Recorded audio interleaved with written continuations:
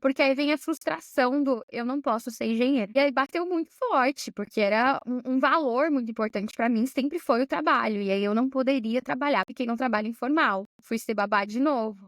Aí o meu ego já começava a me martelar: "Então você se formou pra ser babá, você veio falar inglês pra ser babá, então você tem um diploma pra ser babá". É essa pergunta que ficava na minha cabeça sempre. Aí chegou o meu documento, pra minha surpresa, que eu acho que é o que acontece com todo mundo, e eu falo que essa Thaís precisou existir pra eu entender, a gente acha que chegar o documento é a promessa da vida nova. Quando tiver algum card na mão, todos os problemas acabaram, né. Vai encontrar o tapete "Welcome to the United States" e tudo acabou, e na verdade não, começa um outro ciclo muito difícil, que foi: como funciona o mercado aqui.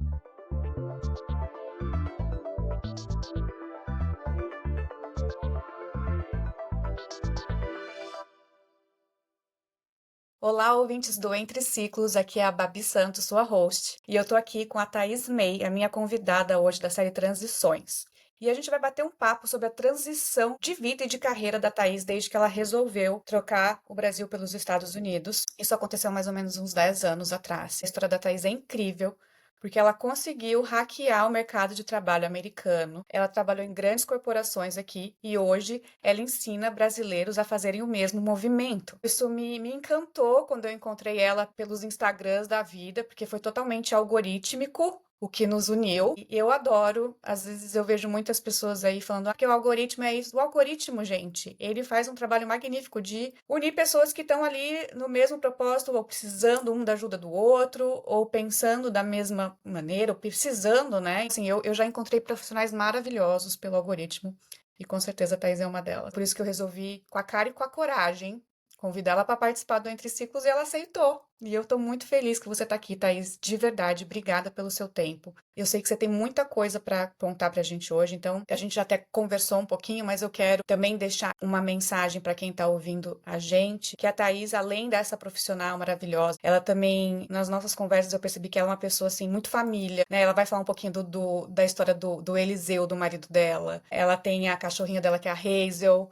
Ela é cristã, a gente tem muita coisa em comum, uma menina muito família, muito querida. Então, para vocês aí também poderem conhecer a Thaís, não só aquilo que vocês veem no Instagram, mas a vida pessoal dela. Então, Thaís, agora com você, me conta o que estava acontecendo no Brasil quando você decidiu ser au pair. Prazer estar aqui, obrigada pelo convite. E já começamos com uma pergunta difícil, né? O que estava acontecendo? Eu adoro que as perguntas da Babi, gente, elas são tão propositais, assim, do jeito que ela pergunta, que é para a resposta vir com todo o sentimento que tem que ser, né? O que está acontecendo no Brasil? Quando eu saí do Brasil, em 2015, para ser au pair aqui nos Estados Unidos, foi porque eu estava insatisfeita profissionalmente. Eu não sou uma pessoa que veio aqui por questões familiares, sentimentos, identidade, né? A gente sabe que tem esse imigrante também.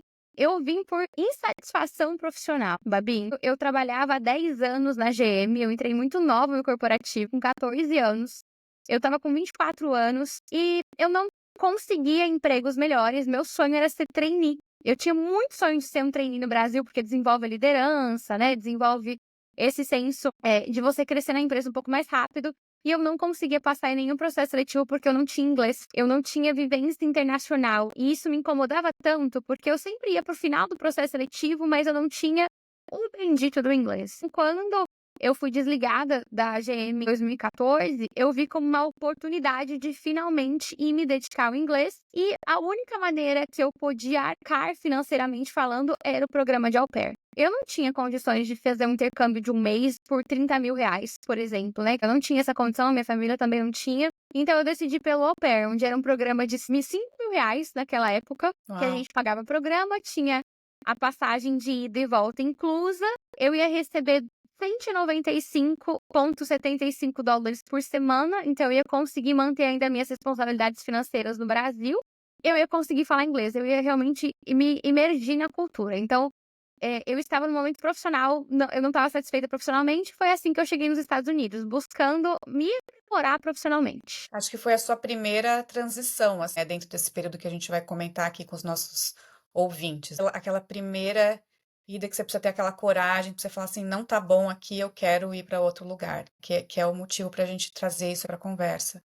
Nessa época você já conhecia o Eliseu? Como é que estava essa parte, de relacionamento? Como que foi isso? Já. A gente namorava há 2 anos, já tinha um apartamento juntos, inclusive a minha responsabilidade financeira era com ele, porque eu tinha metade do nosso apartamento que eu tinha que pagar. E no ano que eu vim, em 2015, era quando o nosso apartamento ia ficar pronto, então ia ter aquela coisa de entregar o dinheiro das chaves, enfim, ia ter todo aquele mais gasto financeiro, né. E o que eu fiz foi pensar: "O que que eu quero pra mim como Thaís e o que que eu quero Thaís futura esposa?". A gente já tinha esses planos, a gente estava comprando um apartamento juntos. E não cabia no que eu era profissionalmente no Brasil. Eu realmente eu precisava buscar o meu inglês para as oportunidades que eu almejava. E ele foi a primeira pessoa, Bárbara, que falou: "Vai, vai, Tá. agora é tua hora". E ele era meu namorado. Não era ainda o meu noivo, meu marido, e eu já sabia que era ele, essa conexão sempre foi muito forte, mas o dia que ele falou: "Vai", que ele foi a primeira pessoa que me falou: "Vai, você tem que ir, porque com certeza você vai voltar e conseguir melhores oportunidades". Eu falei: "Nossa, é com ele que eu vou casar, é com esse que me espera que eu volte e a gente casa". E eu comecei então a buscar, né, o programa, eu encontrei o programa de au pair que era de 1 ano, e a minha família aceitou muito bem, minha família sabia que eu tinha esse grande sonho, mas não foi fácil pela minha imaturidade, Bárbara. Querendo ou não, eu tinha 24 anos e eu era muito madura sobre o trabalho. Eu sempre fui uma pessoa, vocês vão me ouvir falar muito aqui sobre o trabalho, porque eu fui moldada no trabalho. Eu comecei a trabalhar, eu entrei num mundo corporativo com 14 anos. E isso me fez ser uma pessoa talvez um pouco mais quadrada, de não descobrir os meus próprios gostos, de não saber o que eu realmente eu queria, porque eu já estava envolvida no ambiente. E eu achava aquele ambiente bom, eu conseguia conquistar as coisas estando naquele ambiente. Só que eu não tinha certeza se era aquele ambiente que eu queria, gostava. E por sempre ter jornada dupla também, eu fazia quando eu entrei na GM com 14 anos, eu estudava de manhã na escola, eles me deixavam sair 10 minutos mais cedo para eu conseguir me trocar e não pegar o trânsito da saída. Eu ia pro carro, minha mãe já estava me esperando, eu marmitava no carro para chegar no Senai, que era da GM, eu tinha 30 minutos só. E estudar à tarde e ir para a fábrica nas minhas férias. Então, era uma Thaís voltada para o trabalho, sempre com jornada dupla. Eu não aprendi a cozinhar, eu não aprendi a cuidar do meu cabelo, eu não aprendi a cuidar unhas, essas coisas que uma mulher faz pra si mesma, porque ela tem tempo, vamos assim dizer. Eu não tive esse tempo, porque eu já estava cuidando da minha carreira, aí já emendei a faculdade, depois foi full time. Eu sempre tive uma jornada dupla e longa de trabalho e de estudo. Então, Bárbara, a Thaís chega aqui com 24 anos achando que ela sabe tudo, porque na verdade eu sabia comprar tudo, eu sabia procurar tudo. Eu sabia encontrar tudo, só que aí eu chego num novo país e aí eu descubro que eu não sei nada. Eu não sei lavar a minha roupa, era minha mãe que cuidava da minha casa, minha mãe sempre foi do lar, então ela sempre cuidou muito da gente, e eu descobri que eu não sabia. E eu não me dava conta de que eu não sabia essas coisas, tá? Porque a minha jornada era tão puxada e era tão normal ter a minha roupinha dobrada, limpinha, ter a comida pronta, que eu não me dei conta que eu cheguei aqui sem saber cozinhar, sem saber lavar minha roupa, sem saber o que a minha pele gosta no frio, como é que eu cuido do meu cabelo um pouquinho melhor. E aí eu já não tinha mais o trabalho e o estudo loucamente, porque eu estava num ambiente completamente diferente e a proposta era essa, a proposta era só estudar, não era mais só trabalhar. Então quando eu cheguei foi muito difícil emocionalmente falando, porque eu tive que ter um encontro comigo mesma. O prazer, essa é a Thaís.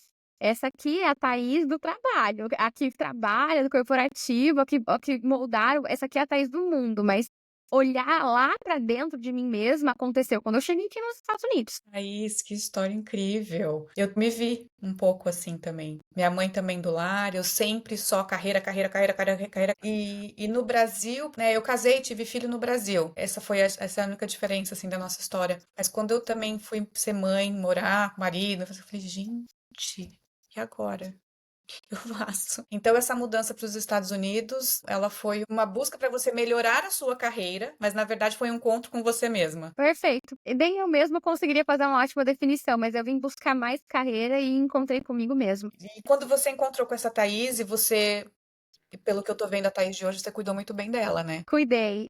Foi frustrante, eu não vou falar que foi bom. Eu acho que o pessoal romantiza muito o autoconhecimento, né. O meu foi muito difícil por uns bons 3 anos, sabe. Não vamos falar que assim: "Ah, não, em 6 meses eu já me conhecia, eu já sabia". Não, demorou uns bons 3 anos, porque eu cheguei num frio e assim, eu pensei, olha como eu não pensei nas coisas, na verdade. Eu cheguei aqui em 2015, na pior nevasca que teve. Foi a última nevasca 10 anos atrás que a gente teve de, assim, de neve de 2 metros, né. Eu cheguei nessa nevasca.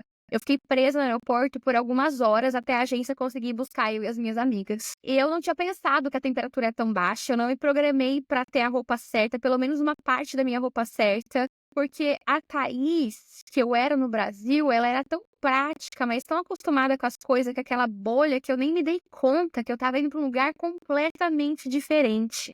E que ia ser muito diferente. E aí, quando eu cheguei, eu vi aquele frio, foi o meu primeiro arrependimento. Eu falei, meu Deus, mas como que eu não pesquisei a temperatura que ia estar desse jeito baixo, pra você ver como a Thaís ficava em último lugar, era a carreira, eu tava olhando o inglês, eu tava olhando a oportunidade. O meu ser humano, a minha pele, assim, vamos dizer, ela não tava sendo cuidada, ela não tava nem sendo lembrada.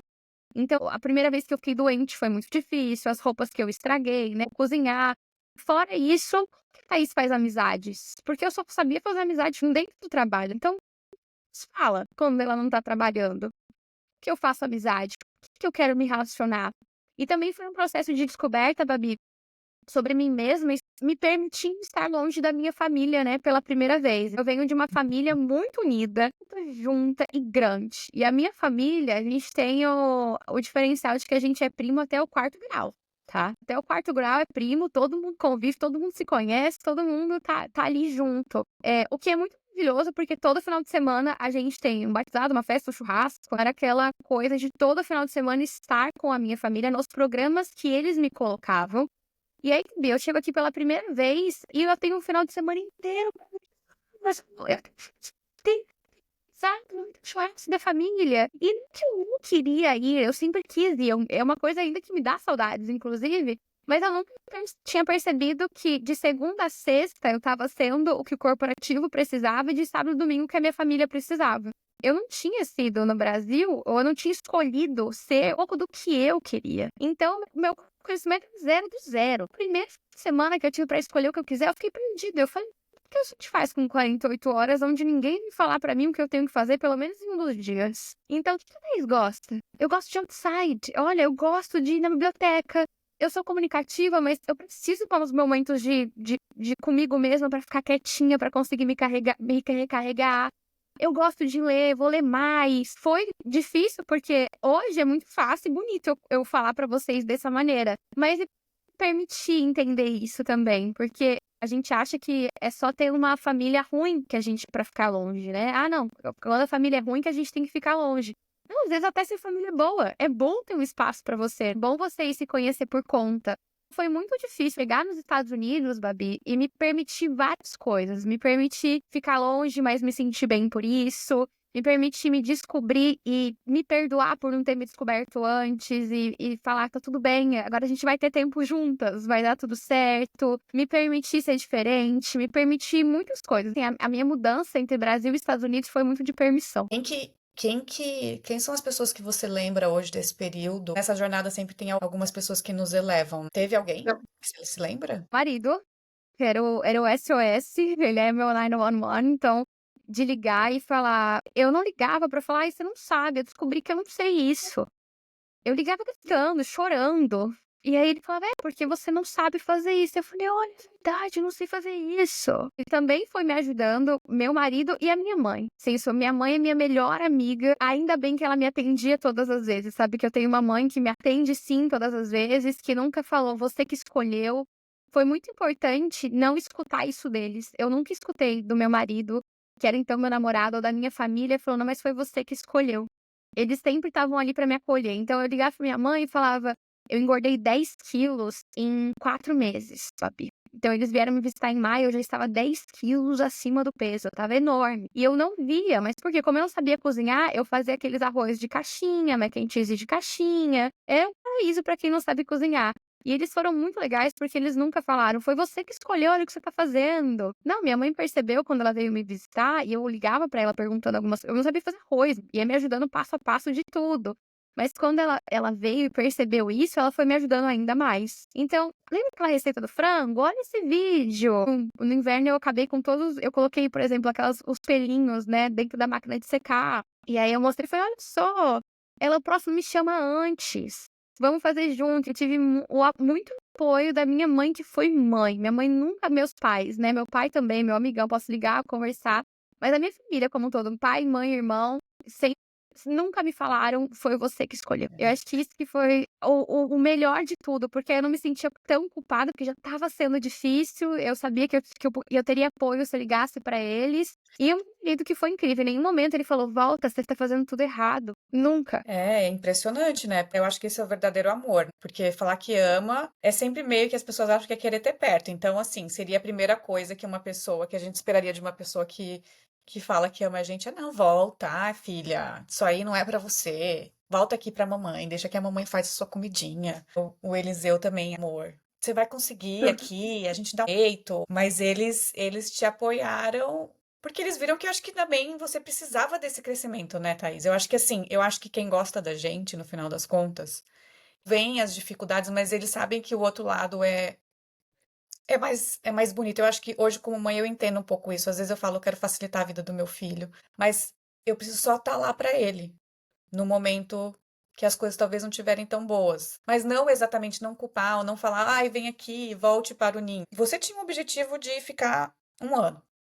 E você passou por todo esse perrengue no começo, por conta dessa sua, né, dessa sua trajetória no início da sua vida de ser tão focada no trabalho. Como que você foi amaciando até o ponto de estar aqui até hoje? E hoje de ser essa pessoa muito bem sucedida no que você faz e conseguir também trazer aí ajuda e uma esperança para os brasileiros que estão também aqui tentando essa nova vida. Eu não desisto. Babi, eu acho que uma coisa que eu posso te falar, assim, da minha característica é que eu não desisto. Eu tive uma criação e eu aprendi isso só no passado, tá? Em terapia. Eu tive uma criação onde meus pais nunca falaram que eu não posso. Eles não me colocaram medo. Uma coisa que meus pais me fizeram acreditar é que eu posso tudo. O que tem o lado bom e o lado ruim, mas eles me deixaram do lado saudável, eu posso tudo. E aí, sabendo que eu posso tudo, eu não desisto, porque eu posso tudo. Eu posso não estar encontrando a maneira de estar fazendo aquilo naquele exato momento, mas eu posso tudo e eu vou encontrar. Eu tenho essa característica de não desistir, de ser um pouquinho mais dura, assim, vamos dizer. Não sei se foi o próprio trabalho que me fez assim, amadureci cedo, mas de não desistir. Quando eu estava aqui há 7 meses, né, o Eliseu e meus pais vêm me visitar em maio, eles veem como é que eu tô e ficam um pouco preocupados, não vou negar não. Em agosto, o Eliseu chega, pra morar. Em agosto, então ele ficou, a gente se viu, passou 2 meses, ele se viu e ele já começou a arrumar tudo pra vir pra cá. E ele fala: "Tá, tô indo pra aí também, já que você não vai voltar agora, como é que tá os planos?" Eu falei: "Olha, eu tive uma proposta de uma família pra pagar a minha faculdade, então talvez eu fique um pouco mais". Ele: "Eu tô indo". E aí o Eliseu chega. Então eu acho que também teve esse ponto, e foi muito importante, porque eu morava em Nova York ainda, tinha mudado pra Connecticut, pra uma outra família, e ele chegou. E quando ele chegou, e um ponto que eu ia mudar de família de novo, ele estava aqui há 3 dias, ele dirigiu de Boston pra Connecticut pra buscar as minhas coisas, porque, enfim, história de au pair, né, que o pessoal coloca na rua, existe também. E aí as minhas coisas não tinha pra onde ir, ele veio, busca, volta, e eu já tinha meu ponto de segurança de novo. Então, por mais que ele não falasse inglês, que ele não tinha ideia do que ele estava fazendo aqui, eu sabia que se eu precisasse, ele estaria lá. Ele estava lá. E quando o Eliseu chegou, eu vou ter que falar um pouquinho da história dele para vocês entenderem, né, como que a gente vai chegar no Dar Certo, onde estamos hoje. Ele foi também diferenciado, Babi, porque primeiro de tudo, ele chegou e já foi estudar inglês. O Eliseu não falava hi and bye. Eu tive que fazer um videozinho da Green Station mostrando para ele como comprava o ticket. Ele tinha um vídeo meu, como comprar o ticket, ele tinha uma frase para falar pro Uber e eu fiquei rezando para ele chegar no horário e no lugar combinado. E a hora que ele chegou, eu me debulhei em lágrimas. Eu falei: "Meu Deus, ele conseguiu, ele chegou". Não falava nada de inglês, só que ele chegou e sempre foi estudar. Ele estuda inglês, né, desde que ele chegou pra ficar fluente, ele sabia que isso abriria oportunidades e foi trabalhar também. Ele é mecânico, né, tanto de formação quanto de experiência, e ele conseguiu uma oportunidade muito rápido aqui num mecânico brasileiro. Mas aí eu vou falar que essa mentalidade de buscar o melhor é muito mais do Eliseu do que minha. Porque ele ficou 1 mês com esse brasileiro e ele falou: "Tá, não vai rolar. Eu saí do Brasil, tudo bem que eu falo, mas eu sou muito bom e eu vou trabalhar nessa oficinazinha". E eu fui a pessoa que falei: "Mas você precisa de dinheiro, como é que você vai se manter?". E aí ele falou: "Não, mas eu consigo outra, a gente não tentou ainda". Então, assim, de eu querer melhor e de tentar, eu tenho aquela coisa de eu não tenho medo, mas eu acho que ele que veio com a gente tem que tentar. Ele tem o medozinho, mas ele tem visão do que é melhor. Então eu acho que é por isso que a gente é um casal que se dá tão bem, porque ele tem a visão, eu não tenho medo, a gente se junta e a gente vai. E aí quando ele falou isso, eu falei: "Mas como que a gente vai fazer?". Ele sei, ó, eu já listei as oficinas que eu quero trabalhar. Só oficina gringa, Babi, não tinha nenhuma oficina brasileira. Não falava inglês, tá?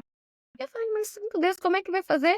Aí ele falou: "Faz um currículo pra mim", e aí foi meu primeiro currículo, por isso que eu falo que o Eliseu, ele é o meu primeiro cliente antes de mim mesma, tá, porque eu ainda era babá, ainda estava no programa de au pair. E aí eu faço esse currículo para o Eliseu, contando, né, como ele é bom e tal, e eu coloco no começo que eu sou uma amiga dele, não coloquei que era namorada, falei que ele não falava inglês ainda, que ele tinha acabado de chegar, e falava se a pessoa tivesse interesse pra me ligar, que eu poderia fazer esse meio campo entre eles. Então a gente foi muito abusado, né, hoje pensando.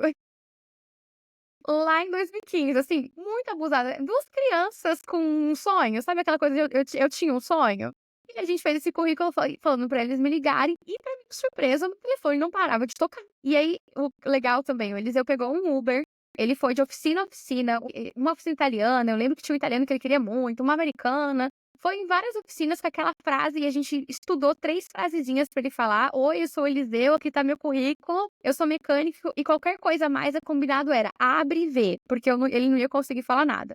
Ele foi embora, o pessoal começou a me ligar, e eu falei: "Eliseu, você não sabe, eu acabei de fazer uma entrevista por você", então eu ainda fiz a entrevista por ele, porque como ele não falava, o pessoal perguntava: "Me conta um pouquinho mais da história dele, ele é mecânico, da onde, tal?". E não é porque é meu marido, mas ele é muito bom, e ele já mexia com carro há muito tempo. E aí, a mecânico faz testes, né. E aí teve alguns que não deu certo, porque ele ainda não tinha permissão de trabalho, alguns quiseram fazer o teste com ele, e aí ele conseguiu essa oficina libanesa. Que esse cara foi um anjo na nossa vida, até hoje nós somos, muito gratos por ele, pela vida dele, da família dele, a gente tem contato ainda com eles, conversam, se visitam. E aí esse libanês, bem visionário, viu que o Eliseu era muito bom, pegou e falou assim: "Monta e desmonta esse motor". E o Eliseu montou e desmontou o motor em 3 horas. E isso é muito rápido para um motor. E ele falou: "Meu Deus, é você". E aí ele conseguiu o trabalho nessa oficina libanesa, que era uma das que ele queria também. Então olha só que legal. Então quando ele conseguiu isso, já fortaleceu também a minha crença que a gente pode tudo, né, porque olha só que deu certo. E aí ele começou a trabalhar nessa oficina libanesa, eu ainda estava no programa de au pair, não não me dei bem no programa de au pair, a intenção era eu estender mais 6 meses do processo, que daria 1 ano dele do visto de turista e a gente ir embora, a gente não queria ficar ilegal de jeito nenhum. E aí em dezembro, eu já estava aqui há quase 1 ano, eu não me caio numa família não, assim, nada legal, em New Hampshire, porque eu queria vir pra mais perto dele, então estava tentando subir de Nova York pra New Hampshire, não deu certo, mudo pra casa do Eliseu. Chego na casa, ele morava com outros 2 homens, chego de mala e cuia, não cabia gente no quarto e as malas juntos, então pra dormir toda noite a gente tinha que colocar as malas pra fora, dormir no colchão inflável, botar as malas pra dentro de novo, aquela coisa. E aí eu fiz toda aquela jornada do trabalho informal, Babi, foi meu tempo de trabalho informal. Falei: "E agora?", né, não tô mais no programa, a gente ainda queria ficar aqui por 6 meses, fui ser garçonete, fui ser babá de cachorro, e ser animadora de festa. Eu falo que eu só não fiz faxina, gente, porque eu não sabia limpar uma casa. Vocês lembram que eu estava me conhecendo, né. Então não era nem ah, soberba, não, é porque eu não sabia. Então limpar a casa foi o que eu não fiz, porque do restante, assim, de animar tudo que dava pra fazer, eu fiz. A gente ficou aqui esses 6 meses, e aí quando a gente estava pra ir embora, eles deu com o libanês, já falando inglês, já tinha uma vida legal, esse libanês perguntou pra gente: "O que que eu posso fazer pra vocês ir embora? Porque eu não tô acreditando que vocês vão". E assim, a gente tá falando de 2 semanas antes da gente ir embora. A gente já estava noivos, aí ele já tinha me pedido em casamento, a gente já tinha feito enxoval pra ir embora. Minha família tinha vindo meus primos tinham vindo aqui para os Estados Unidos levar minhas malas do enxoval, já tinha entregado apartamento, mandado dinheiro embora, ir embora mesmo. E aí eles me perguntam isso, e a gente não sabia. E aí o Oliver falou assim: "Será que dá pra fazer?". E a gente começa a procurar, não achei caminhos entre brasileiros, ao contrário, tentaram muito matar o nosso sonho de estar viajando, libanês é safado, aquela coisa de generalizar igual a gente faz com o brasileiro, tem muita gente que faz com os outros povos também, né. Todo libanês é safado, é ladrão, é corrupto, melhor não. E aí o Eliseu falou: "Não, vamos dar uma chance para o advogado dele". Eu falei: "Vamos". A gente foi conversar com o advogado dele, era o EB3 na época. E aí falou que dava certo, que era só a gente ir para o Brasil, ficar lá 2 meses, voltar e já dava entrada no processo. E assim a gente fez, Babi. Então ainda cheguei em casa, eu lembro minha família com um cartaz no aeroporto: "Bem-vinda de volta, agora sim". Eu falei: "Então, eu tenho uma coisinha pra contar. A gente vai, mas a gente vai a gente volta". E aí a gente voltou, e aí mudou a minha lente, porque a Thaís que chegou aqui, ela não tinha a lente de morar nos Estados Unidos para sempre e nem o Eliseu. A gente veio aprender inglês e ter uma oportunidade. E a partir do momento que a gente volta, né, com essa promessa do documento, aí as lentes mudaram. Tá, então se eu vou fazer disso a minha casa, aí a Thaís profissional começou a sangrar. Falei: "E agora?". Porque estava legal ter esse sabático, né, era para aprender inglês, eu ia voltar, eu ia ter uma vivência internacional e bagagem, mas agora se eu fico, quem que eu sou aqui?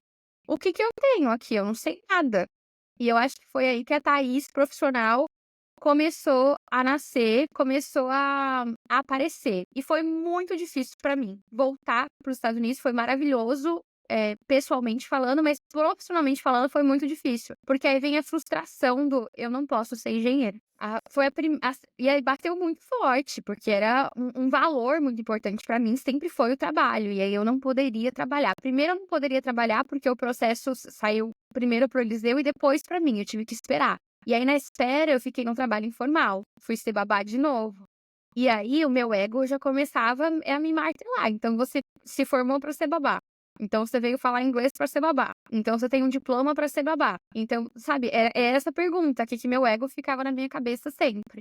E aí, chegou o meu documento. E para minha surpresa, que eu acho que é o que acontece com todo mundo, e eu falo que essa Thaís precisou existir para eu entender, porque a gente acha que chegar ao documento é a promessa da vida nova. Que assim, quando tiver o green card na mão, todos os problemas acabaram, né? Que você vai encontrar o tapete Welcome to the United States e tudo acabou. E na verdade não, começa outro ciclo muito difícil, que foi como funciona o mercado aqui. O que eu posso fazer, o que eu não posso. E eu fico como babá por mais 8 meses tendo o green card. E aí o problema não era mais o green card, eu já estava com ele, certo? Então, qual era o problema? Era a falta de confiança, era não saber o processo, era não ter uma ajuda, era não ter uma referência. Eu acho que o principal para mim que hoje que eu quero ser para os outros brasileiros é ser uma referência de um outro lugar que o brasileiro pode ocupar.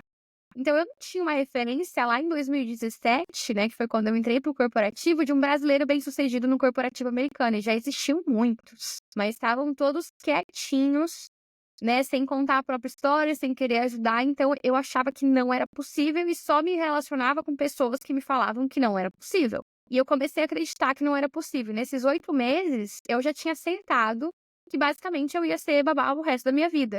E eu estava começando a me enganar, eu estava numa idade é muito mais tranquilo, eu conheço a cidade inteira, não tem, assim, tantos chefes, né. Eu acho que é muito melhor, eu comecei a me enganar. E o meu chacoalhão foi uma amiga minha de infância, ela mora na Alemanha, ela já estava morando na Alemanha, a gente se expatriou no mesmo ano, inclusive. Ela veio me visitar pela primeira vez e ela fala: "Mas por que você é babá?". E aí quando fez essa pergunta, ninguém tinha olhado no meu olho e me falado: "Por que você é babá?". E aí eu não soube responder, eu fiquei, sabe, piada sem ar, e aí eu falei: "Ah, porque é mais fácil". Ela falou: "Mas e o estudo, o diploma?". Eu lembro do inglês, e ela não estava me perguntando, Babi, eu acho que isso foi muito importante também para me ferir. Ela estava realmente curiosa, por que que uma pessoa formada, com uma carreira, que era louca pelo trabalho, de repente ama ser babá.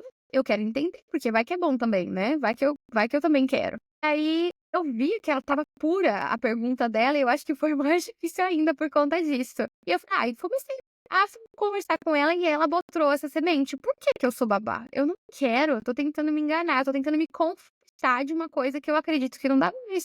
Se eu sou daquele país que tudo pode, o que aconteceu aqui?". Eu falei: "Aonde que eu me perdi?", porque nunca tinha acontecido eu não posso. Aonde que eu me perdi? Mas é que eu acho que pela primeira vez também eu tive referências tão negativas. Eu sempre fui do ambiente de: "Você pode, vamos, vamos". E aí pela primeira vez eu estava num ambiente: "Não pode, não dá". Thaís, é muito legal isso que você está falando, porque parece contraintuitivo, né? Você era desse mindset do eu posso. E você foi no seu eu posso até chegar ao seu limite no Brasil. Aí você vem para cá, se descobre como pessoa, né? Como eu posso várias outras áreas, não só na carreira, né? Porque também falar eu posso ser babá não é fácil, gente. Principalmente quando a gente tá falando que ser babá é cuidar de uma criança, é estar no meio de uma família que você não conhece. Às vezes você mudou o seu eu posso de lugar ali, né? E tentou começar a se descobrir, mas depois você parece que você ficou confortável nesse lugar. Do tipo, talvez seja muito difícil eu fazer o leap que eles falam aqui, né? O pulo de volta para onde eu queria estar, então deixa eu ficar aqui porque aqui eu tô confortável. Então, às vezes a gente pensa que o autoconhecimento ou as grandes dificuldades, elas vão acontecer de uma forma que é linear e não é. E eu falo muito sempre isso no Entre Ciclos. Você vai, mas você volta. Uma coisa que você aprende com você, se você é uma pessoa corajosa e você aprende que você é corajosa, né? Se você é uma pessoa que pode, você sabe que você pode. Quando você tem a consciência disso, volta um pouco. Tipo, existe rebote de tipo assim, medo. É o rebote de quando você começa a ter consciência. É o outro lado da história, né? A gente vai para um caminho onde a gente se liga de algumas coisas, mas depois a gente se coloca num outro caminho que é o contrário daquilo. Sempre comigo aconteceu assim. Eu me descubro uma pessoa super foda numa coisa para depois eu me sentir o oposto daquilo. Porque é isso que a consciência traz pra gente. Ela traz que a gente é tudo. A gente é os dois. A gente é corajosa porque a gente é medrosa. E quando a gente tá medrosa, a gente vai precisar da nossa coragem. E é essa dança, né? E eu acho que esse momento que a tua amiga chega e fala isso pra você, ela te truca, né?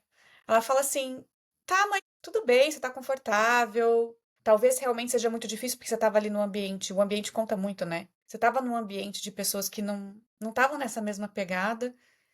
E aí ela é a luz, né? Ela é aquela que fala pra você: olha, existe uma pessoa que pode. Lembra dela? Lembra dela?